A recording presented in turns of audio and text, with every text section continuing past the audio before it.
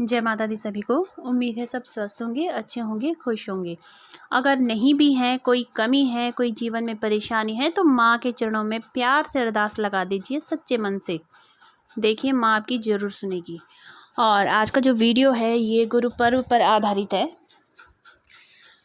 जैसे कि सभी को पता है 13 जुलाई को गुरु पूर्णिमा है। इस विषय में जितना मुझे जानकारी है, जितना मैं जानती हूँ और जितना मैं मानती हूँ, वो चीज़ मैं आप लोगों के साथ शेयर करूँगी।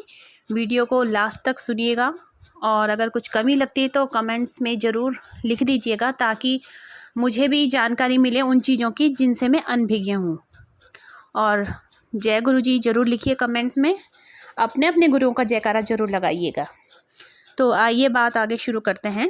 बताइए हम लोगों को कि 13 जुलाई को गुरु पूर्णिमा का पर्व है।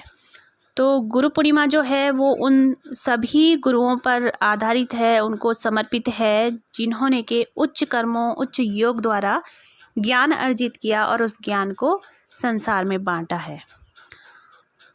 बिना किसी धन लिए, बिना किसी स्वार्थ के संसार को वो ज्ञान बांटा है। जो गुरु पूर्णिमा का पर्व है ये क्यों मनाया जाता है, इस विषय में थोड़ा सा मैं आपको बता दूं कि इस दिन वेद व्यास जी का जन्म हुआ था। वही वेद व्यास जी जिन्होंने ग्रंथों की रचना की और इस संसार को ग्रंथ प्रदान किए थे। और उन्हीं ग्रंथों का आज तक ऋषि मुनि हो, चाहे आध्यात्मिक कोई भी जन हो, व्यक्ति हो, उन्हीं ग्रंथों का अनुसरण करते हुए अपने जीवन को आगे, अपने कर्मों को आगे बढ़ा रहे हैं। तो वेद व्यास जी के जन्मदिन के उपलक्ष्य में ये पर्व मनाया जाता है। और ये जो पर्व है वो 13 जुलाई को जो पर्व मनाया जाएगा वो गुरुओं को समर्पित है, सभी गुरुजनों को समर्पित है। इस दिन लोग अपने अपने गुरु जी का पूजन करते हैं, गुरु जी को याद करते हैं और गुरुजनों को अपने सामर्थ्य अनुसार कुछ न कुछ उपहार प्रदान करते हैं।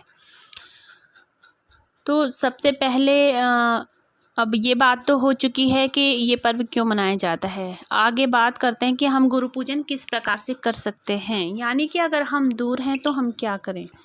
यानी हम गुरु पूजन कर रहे हैं तो हमारी विधि के साथ साथ हमारे मन में गुरु प्रतिमा जरूर होनी चाहिए। गुरु जी को अपने स्मरण करके उनकी तस्वीर अब हमारे मन में ज़रूर होनी चाहिए, क्योंकि हमारा जो जुड़ाव है, मन का, आत्मा का जो जुड़ाव है वो गुरु तत्व के साथ होना बहुत ज़रूरी है।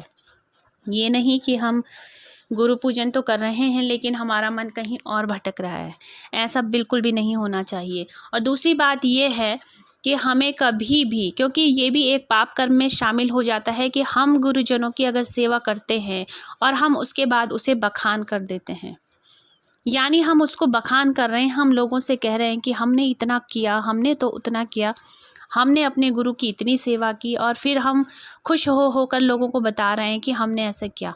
वहाँ पर क्या होता है कि जो भी हमने कर्म इस कर्म में, यानी गुरु सेवा में हमने जो भी पुण्य अर्जित किए थे वो सारे के सारे पुण्य वहाँ पर क्षीण हो जाते हैं, ख़त्म हो जाते हैं, उनका कोई फल नहीं मिलता हमें फिर।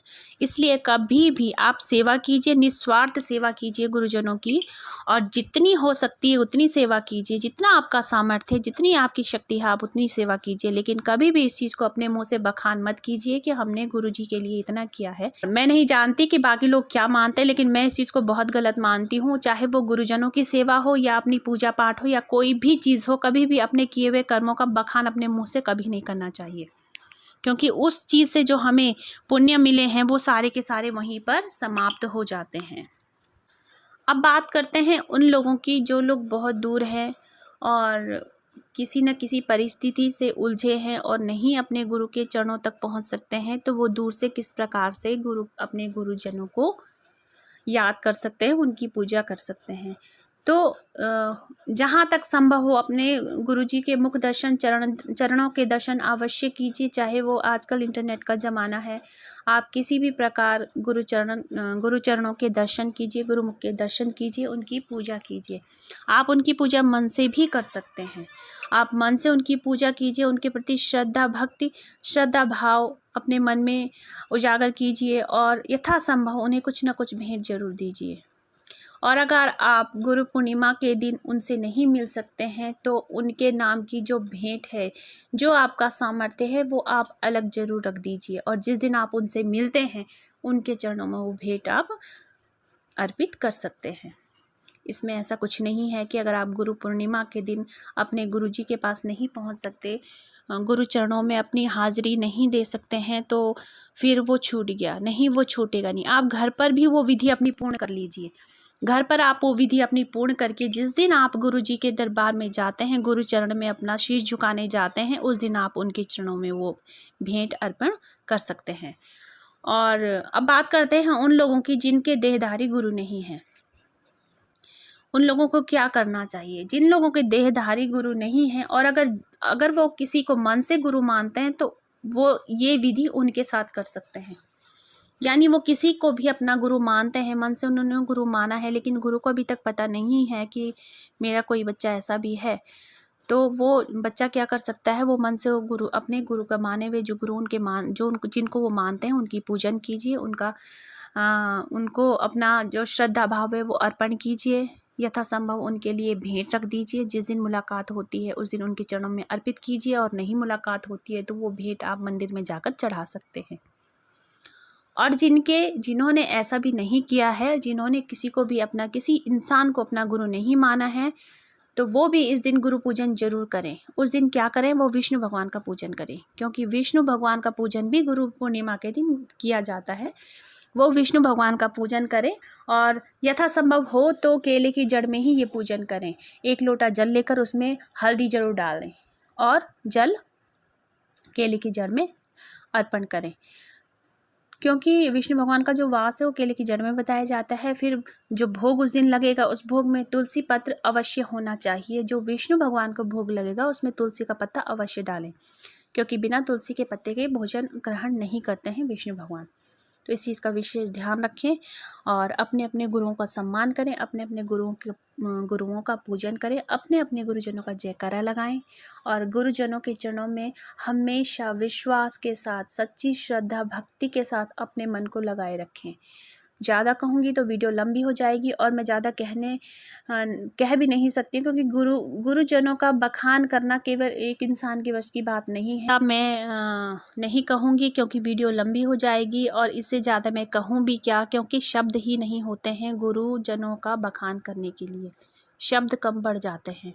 सिर्फ एक श्रद्धा भक्ति अपनी बनाए रखें, गुरु चरणों में अपने मन को लगाए रखें और गुरु के मुख से निकला हुआ हर वचन सत्य मानकर उस मार्ग पर चलते रहें। संशय बिल्कुल भी नहीं करना चाहिए कि गुरुजी ने कहा है ये करने के लिए, सही है गलत है, नहीं। गुरुजनों ने जो भी कह दिया, गुरु के मुख से जो भी वचन निकल के, वो कर्म हमें करना है किसी भी प्रकार से। इस चीज़ को ठान लीजिए, क्योंकि सबसे बड़ी सेवा यही होती है। गुरु आदेश जो निकल चुका है उसे मानना शिष्य का धर्म होता है। अगर उसका उल्लंघन होता है तो हमारे पाप कर्म वहीं शुरू हो जाते हैं। इसलिए गुरुमुख से निकला हुआ कोई भी वचन हो उसे पूर्ण जरूर करें, क्योंकि उस वचन को पूर्ण करना गुरु की सबसे बड़ी सेवा मानी गई है। अगर आपने पहली बार नवदुर्गा वैष्णो दरबार चैनल में एंटर किया है तो प्लीज़ सब्सक्राइब जरूर कीजिएगा, बेल आइकन प्रेस जरूर कीजिएगा ताकि नोटिफिकेशन समय से पहुँचे।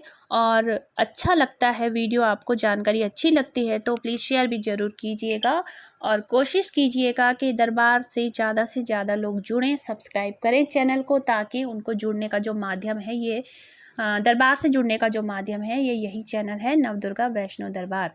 इस चैनल के माध्यम से जुड़ सकते हैं। और एक चीज़ और बता दूं, ऑनलाइन पूछा के लिए कुछ बच्चों ने पूछा था, तो मैंने पिछली वीडियो में भी कहा है और अभी भी मैंने मना कर दिया था, लेकिन ऑनलाइन पूछा का प्रोसेस शुरू हो चुका है, ऑनलाइन पूछा शुरू हो चुकी है। आप चाहें तो अगर लेना चाहते हैं ऑनलाइन पूछा तो आप व्हाट्सअप कर सकते हैं, मैसेज छोड़ सकते हैं, नंबर हर वीडियो में दिया जाता है। प्लीज़ कॉल ना करें, it's a humble request, call बिल्कुल भी ना करें। आप सिर्फ मैसेज छोड़िए, आपको रिप्लाई ज़रूर मिल जाएगा। तो जय माता दी, हंसते रहिए, मुस्कुराते रहिए।